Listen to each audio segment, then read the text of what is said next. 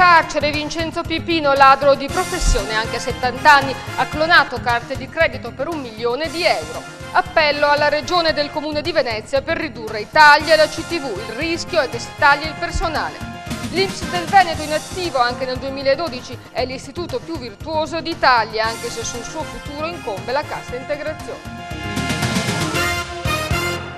Benvenuti a questa edizione della TG di Televenezia. Lo avete sentito dai titoli, è tornato in carcere Vincenzo Pipino, il ladro veneziano che rubava ai ricchi ma non per dare ai poveri, e questa volta è accusato di aver clonato carte di credito di ignari turisti per una cifra vertiginosa di oltre 1 milione di euro. Famoso ladro veneziano incallito, alla veneranda età di 70 anni, continuava a guadagnarsi da vivere rubando, ossia clonando carte di credito. Vincenzo Pipino è stato arrestato dalla squadra mobile di Venezia ieri sera con l'accusa di aver partecipato alla clonazione di centinaia di carte di credito, riuscendo ad appropriarsi di denaro per un valore di almeno 1 milione di euro. 8 i veneziani coinvolti nella truffa. Attraverso 2 ristoranti del centro storico veneziano venivano intercettate le carte di credito clonate e usate soprattutto in 2 case da gioco. Sale da gioco del nord Italia in Slovenia, cioè una volta entrati con documenti falsi, con le carte clonate venivano acquistati titoli di gioco elettronico per alcune migliaia di euro, fatta qualche puntata poi si tornava alla cassa e ci si faceva dare il contante. Noi abbiamo accertato circa 1 milione di euro in contanti monetizzato in questa maniera. Gli uomini di Marco Dorigi avevano scoperto l'associazione a delinquere ancora lo scorso anno, quando erano riusciti a scoprire 7 carte di credito clonate. Da allora Pipino è andato in carcere per 4 mesi e una volta concessi i domiciliari ha continuato a derubare gli ignari turisti, cambiando anche identità. Oggi l'indagine, che ha portato tra gli altri alla scoperta di un acquisto di soli gratta e vinci per un valore di 60.000 euro, si è conclusa e per lui le porte del carcere si sono aperte nuovamente.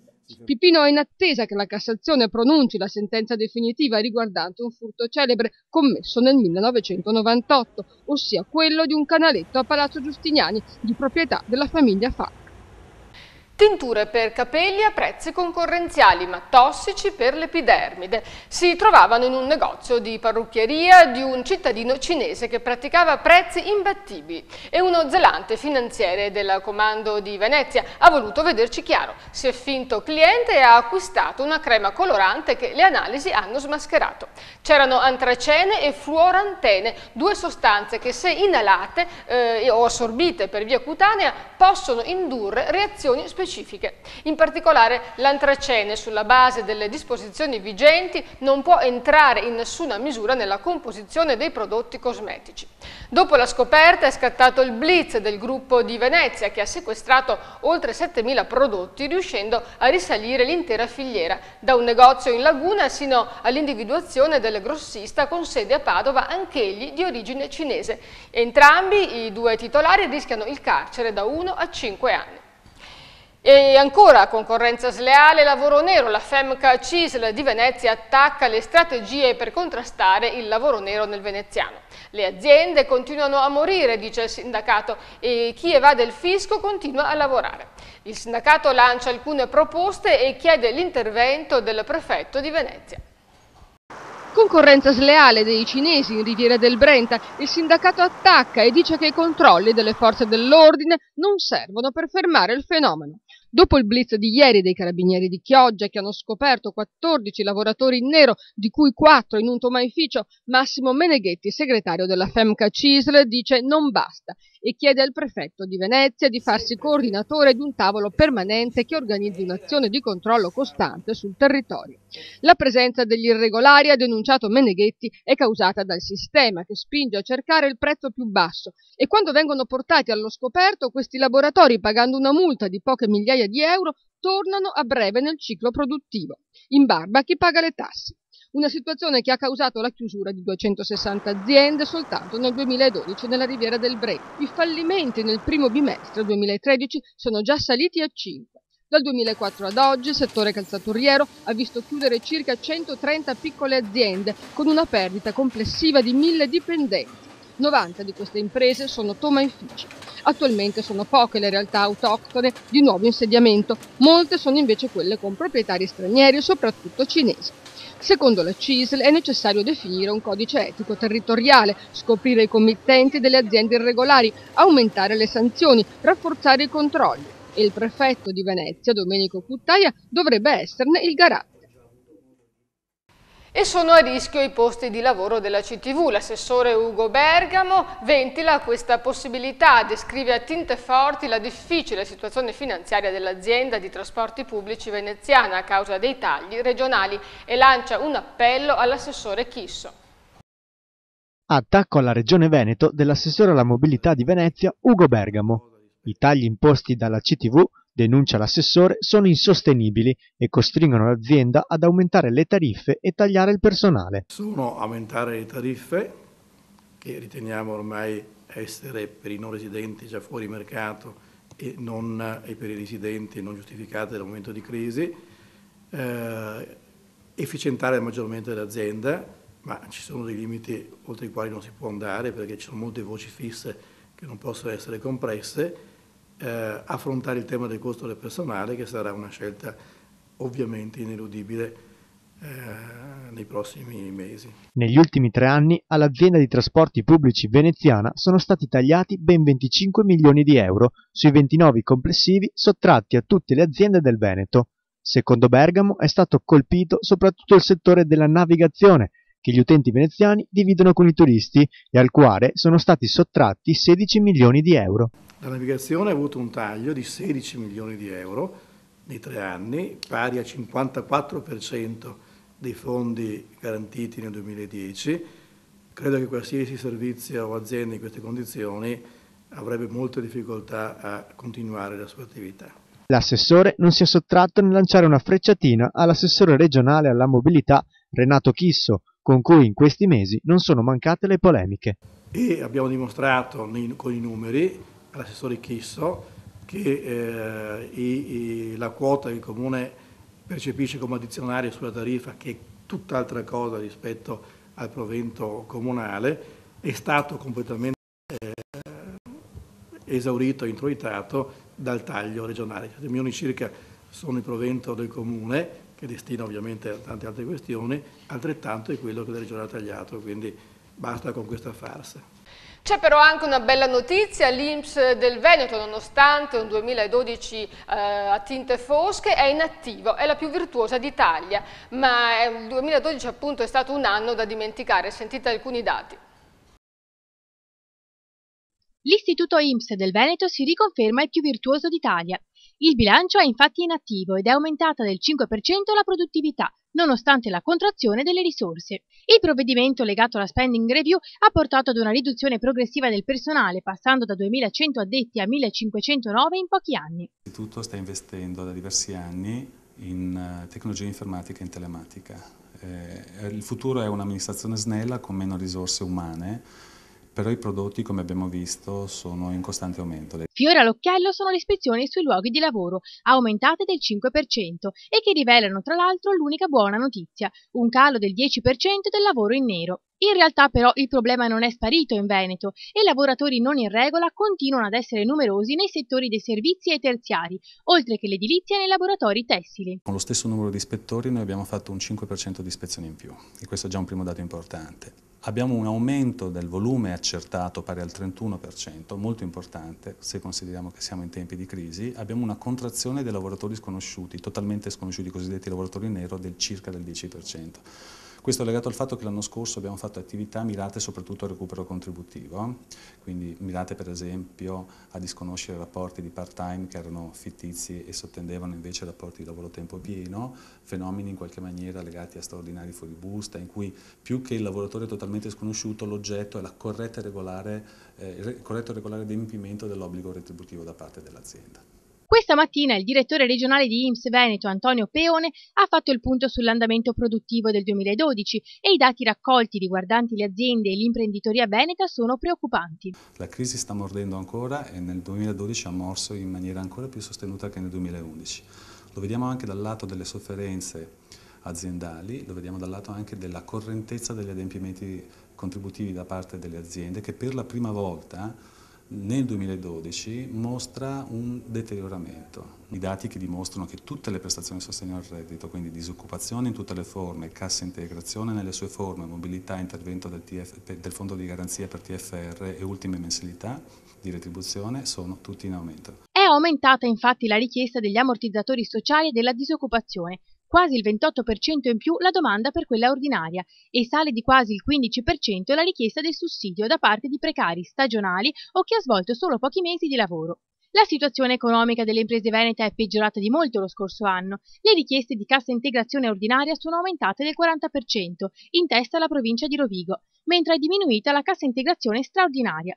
Ma non è un dato positivo nemmeno questo, perché a sostituirla è arrivata per molti la mobilità o il licenziamento. In crescita i capannoni chiusi e i fallimenti, il primato negativo spetta a Treviso, con 2.435 trattamenti di fine rapporto gestiti dall'INPS. Per noi, al di là del fatto che crediamo fermamente che un'azienda è un valore collettivo da difendere, perché è una ricchezza per la comunità, ma anche ragionando in termini estremamente egoistici, per l'istituto un'azienda che chiude è un danno gravissimo, perché l'istituto non incasserà né la contribuzione pregressa eventualmente non pagata, perde la contribuzione corrente dei lavoratori, dovrà sostenere gli ammortizzatori sociali per questi lavoratori, disoccupazione e quant'altro, pagherà il TFR, il fondo di garanzia per le ultime mensilità per questi lavoratori in caso di fallimento.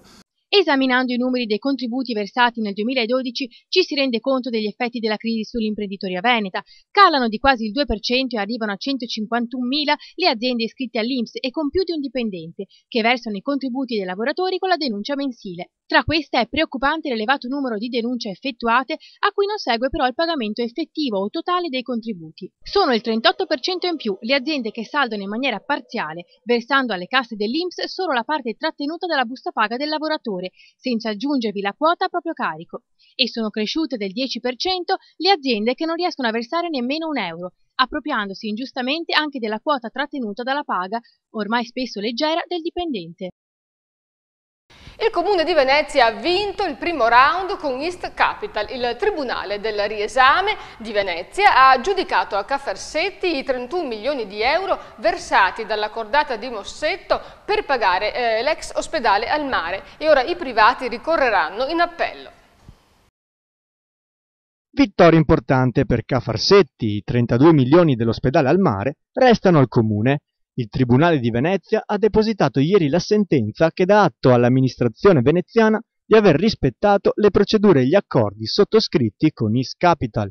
La colpa dei ritardi nelle autorizzazioni, infatti, secondo i giudici, non è da attribuire all'amministrazione comunale, ma alla società acquirente che ha presentato in ritardo le richieste.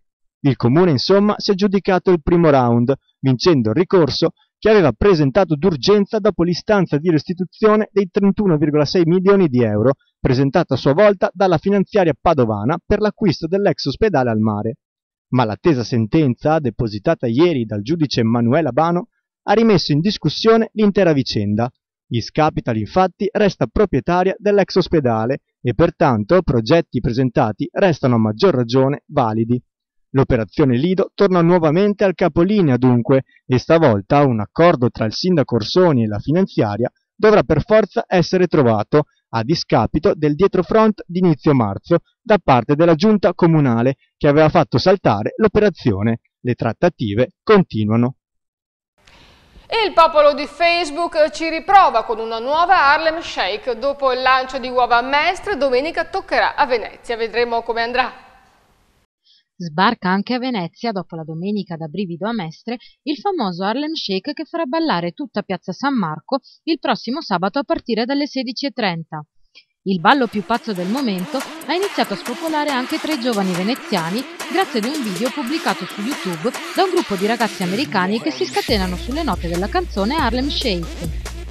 Il video ha iniziato a fare il giro del mondo e grazie al passaparola sul social network Facebook molti giovani si sono dati appuntamento nelle piazze delle proprie città e si sono scatenati sulle note del tormentone del momento. La nuova tendenza ha contagiato anche i giovani mestrini che domenica scorsa si sono ritrovati in 2500 in piazza Ferretto per ballare e scatenarsi al ritmo di musica, indossando dei buffi costumi e riprendendo l'evento con i telefonini. Ma a metà dello sfrenato ballo è partito un lancio di uova che ha scatenato il caos nel centro di Mestre.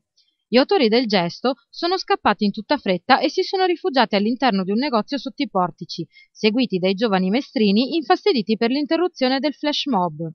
La situazione è stata tenuta sotto controllo dall'intervento della polizia, che arrivata in piazza ha fatto disperdere la folla e ha permesso ai lanciatori di uova di poter uscire indenni dalla brutta situazione in cui si erano cacciati. E ora le notizie dall'area metropolitana. A Mirano 400 figli di immigrati extracomunitari diventeranno cittadini onorari. Decisione storica del Consiglio Comunale, contraria alla Lega.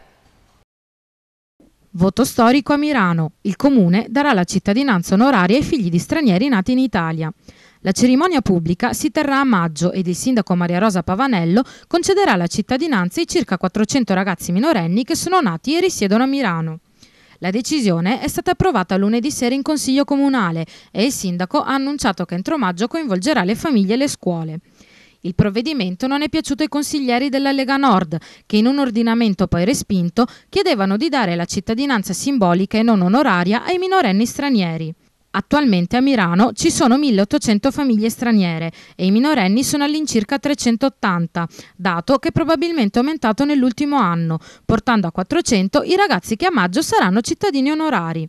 L'amministrazione comunale, con questa decisione, anticipa un desiderio espresso dal Presidente della Repubblica Napolitano, cioè la sostituzione della cittadinanza di sangue con quella di suolo. Si tratta di una decisione senza precedenti per Mirano, se si pensa che i cittadini onorari sono solamente 2, almeno fino a maggio. E ora rimanete con noi.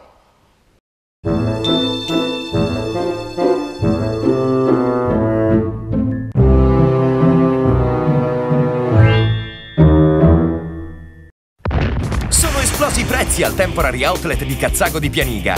Le migliori marche di abbigliamento e calzature. Temporary Outlet è solo a Cazzago di Pianiga in via dell'Industria 2, presso l'ex abbigliamento Dalla Libera. Domenica aperto.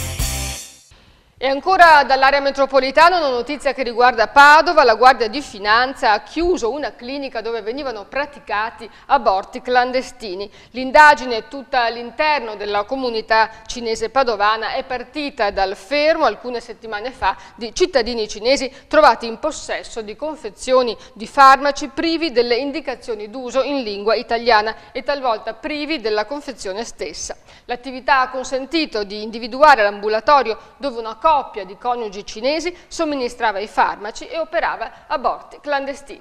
E ora altre notizie dall'area metropolitana con notizie brevi dalle province di Venezia, Treviso e Padova. Tra le altre cose parleremo di cani donatori, di turismo dell'Est e di cittadini investigatori. Allarme spaccio a San Donà di Piave. Il comune indica le zone calde, via Ancillotto, piazza 4 novembre e piazza De Gasperi, e chiede ai cittadini di collaborare informando le forze di polizia. Chiunque noti persone o movimenti sospetti è pregato di chiamare il numero antidroga 342 3854 983.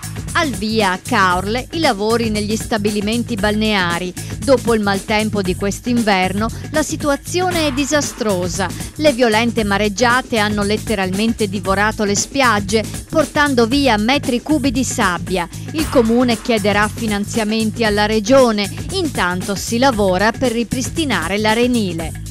Ben 55 cani della Marca sono donatori della prima banca del sangue canino del Veneto, un servizio innovativo nato dalla collaborazione dell'Istituto Zooprofilattico delle Venezie con l'ULSS 9. Il centro prelievi si trova a Ponzano Veneto. Lì i 4 zampe donatori arrivano dopo aver superato una serie di rigidi controlli.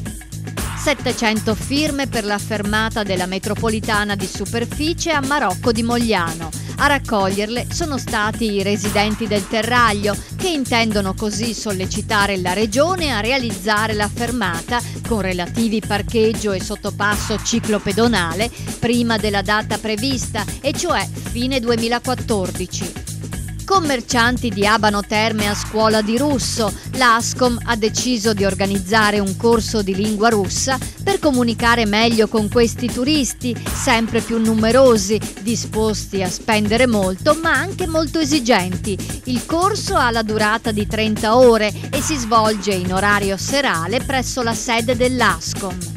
La sindone, il telo che secondo la tradizione porta impresso il volto di Gesù, risalirebbe davvero ai tempi di Cristo e non al Medioevo, come dimostrato nel 1988 dal Carbonio 14. A rivelarlo è Giulio Fanti, docente di misure meccaniche e termiche all'Università di Padova, che ha utilizzato nuove tecniche di datazione del tessuto. E ora parliamo della crisi dal punto di vista della finanza e dell'economia reale. Il tema è stato al centro di un convegno promosso a Stra dal gruppo Carige. Vediamo. Se l'Europa fosse un condominio e scoppiasse un incendio, a tutt'oggi non ci sarebbero uscite di sicurezza. Una metafora drammatica ma efficace usata da Andrea Ragaini, direttore generale Private Banking Carige, per descrivere il difficile equilibrio fra gli Stati europei. Ma la moneta unica non si discute, come ha sostenuto durante l'incontro promosso a Stra dal gruppo Carige. L'euro sopravviverà alla crisi? Io ne sono assolutamente convinto. Nel passato le unioni politiche si sono sempre fatte solamente con la guerra. Qui stiamo provando a fare una grande unione politica europea in tempi di pace e vediamo che non è facile. Siamo partiti dalla cosa più facile, cioè mettere in comune la valuta. Abbiamo l'euro, è sicuramente comodo, ma come abbiamo visto oggi nel corso del convegno non è sicuramente sufficiente avere la valuta unica, serve un'unitarietà bancaria, un'unitarietà fiscale e infine un'unitarietà politica. Questo percorso è un percorso lungo, non è un percorso in discesa, è un percorso accidentato, ma io sono assolutamente ottimista sul fatto che ci si riuscirà, i nostri figli vivranno in una dimensione europea. Crisi dell'euro e dei debiti sovrani, l'impatto sull'economia reale e sul credito d'impresa. Questo il titolo del convegno, seguito da oltre 200 ospiti nel Salone delle Feste di Villa Foscarini Rossi. L'incontro è stato anche l'occasione per presentare Carige Italia, un progetto che diversifica l'attività dell'istituto tra Liguria, dove Carige vanta ben 500 anni di storia, e il resto del paese, dove è presente da non più di 20 anni. Di fatto si erano create due banche nella stessa banca, una banca in Liguria dove abbiamo quote di mercato che sfiorano il 30% con 500 anni di storia, come dicevo prima, alle spalle, e una banca fuori Liguria invece molto più giovane, a maglie molto più larghe e con quote di mercato molto ridotte.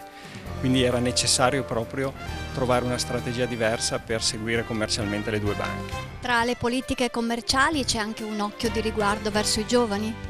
Sicuramente, noi in particolare su Carige Italia stiamo sviluppando tutte le tecnologie intercanale per poter permettere ai nostri clienti, anche dove la nostra presenza non è così ramificata, un ottimo servizio e un servizio efficiente tramite quelli che sono i servizi di mobile e di internet banking che abbiamo sviluppato molto proprio pensando anche a Carige Italia.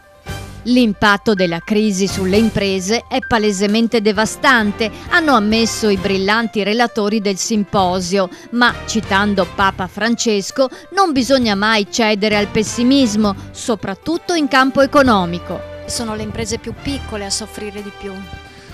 Non necessariamente, perché anche nelle piccole e micro imprese abbiamo delle eccellenze. Oggi siamo qui a Stra e mi permetto di citare il distretto delle calzature, che è composto tendenzialmente da aziende di piccola e media dimensione che esportano il 95% del loro fatturato. Quindi direi che è necessaria una grande volontà imprenditoriale di rinnovarsi proponendosi, come fecero gli imprenditori del treno Nord-Est 20 anni fa, che furono in grado di esportare un modello vincente, che sono certo potrà ritornare ad essere tale. La famosa locomotiva del Nord-Est. Ma si potrà uscire da questa crisi? Il Veneto ce la farà? Non abbiamo dubbi che usciremo da questa crisi, come si è usciti direi da tutte le crisi che caratterizzano il mondo economico moderno. Torno a ripetere, ci vorrà grande inventiva, grande forza di volontà e anche un po' di ottimismo.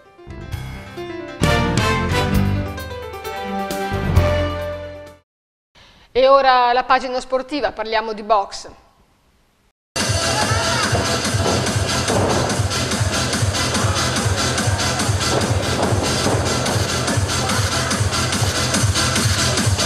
You wanna know how to make me smile.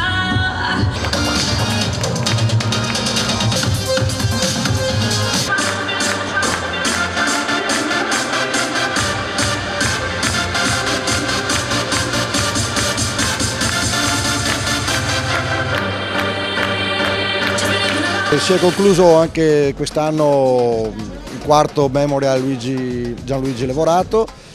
Abbiamo iniziato praticamente la nostra stagione che continuerà l'8 di giugno a Favaro, che poi proseguirà il 20 di settembre in Piazza Ferretto e poi al 20 di dicembre qui con i pugni sotto l'albero.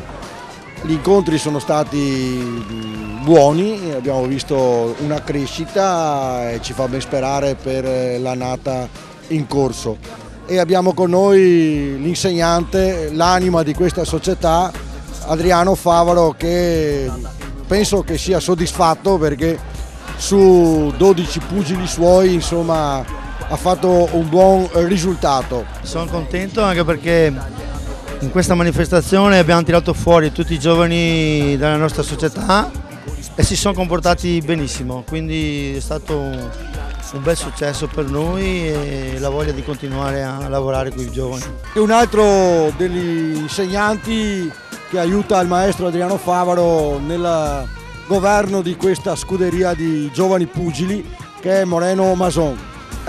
Moreno, cosa ti è sembrato di questa riunione pugilistica? Indubbiamente abbiamo avuto la possibilità di vedere effettivamente degli incontri di spessore.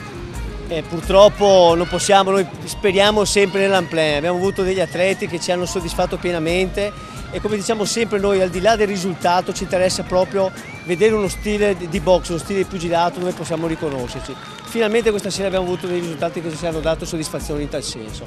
Continueremo a lavorare per migliorarsi. Grazie. Un altro degli insegnanti della nostra palestra è Luca, chiamato da tutti Luca, sembra che non abbia un cognome, ma ce lo dirà lui adesso. Paggiarin, Luca Paggiarin. Come ti è sembrata questa cosa oggi? Abbiamo avuto grandi soddisfazioni dovute comunque al grande lavoro che abbiamo fatto in palestra in questi mesi. Siamo molto soddisfatti, tutti i ragazzi, molti hanno fatto qualche gradino in più di dove erano, insomma, grande soddisfazione. Un altro aiutante valido tra gli insegnanti è Monica Turiaco Manipiero, giusto? Nome complicato e nobile, che vorrei chiedere, ma secondo te come hai visto le ragazze che hanno combattuto questa sera?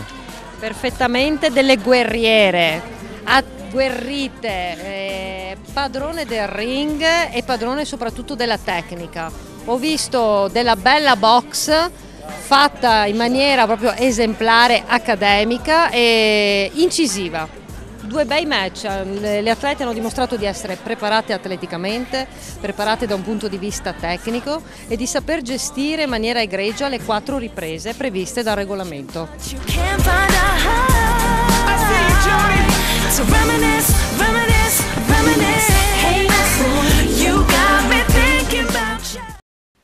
E siamo al nostro solito collegamento con la redazione del Gazzettino di Venezia per sentire qual è la notizia del giorno su cui punta il quotidiano veneziano. Al telefono c'è Davide Scalzotto. Allora Davide, di cosa parlerete domani?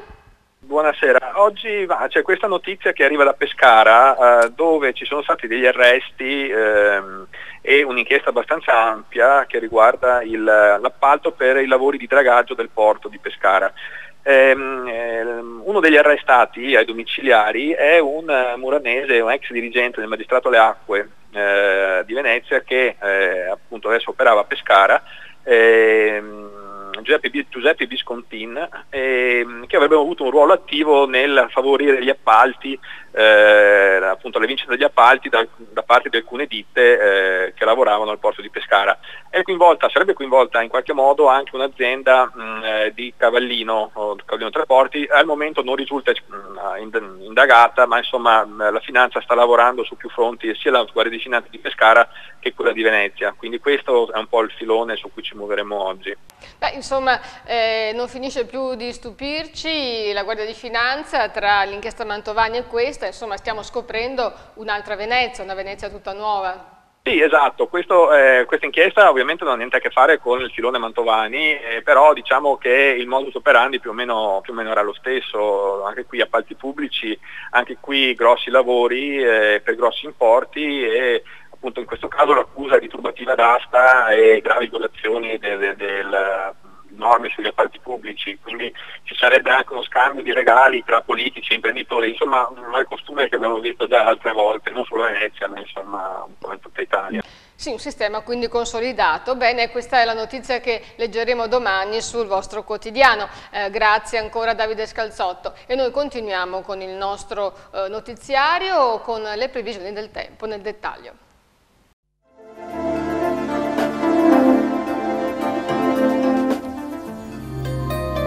Ampia variabilità durante le feste con piogge e schiarite, ma almeno le temperature si rialzano. Giovedì 28 marzo, sereno al mattino, poi peggiora fino a cielo coperto. Precipitazioni diffuse nella seconda parte della giornata, minime stazionarie, massime in rialzo, mare poco mosso. Venerdì 29 marzo, nuvolosità irregolare con precipitazioni sparse nel pomeriggio, valori termici in salita compresi fra 6 e 12 gradi. Sabato 30 marzo, parzialmente soleggiato con nubi all'orizzonte, temperature in ulteriore aumento. Domenica 31 marzo, pioggia intensa anche a carattere di rovescio, minime in salita, massime in diminuzione. La marea di giovedì 28 marzo è sostenuta, la massima alle 23:10 1,5 m, la minima alle 5:10 10 cm.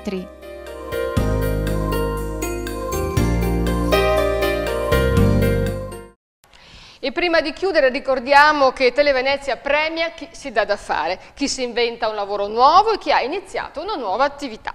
Fatevi conoscere, inviate una mail a marketing@televenezia.it o chiamate lo 041 93 15 14. Televenezia sorteggerà un vincitore che riceverà un premio in comunicazione del valore di 1.000 euro se appunto si inventerà un lavoro nuovo. È un modo per stimolare chi è senza lavoro in questo momento, in un momento così difficile. Anche Televenezia cerca di dare il proprio contributo. Bene. Con questo era veramente tutto, grazie per averci seguiti, per averci scelti, buon proseguimento, buona serata.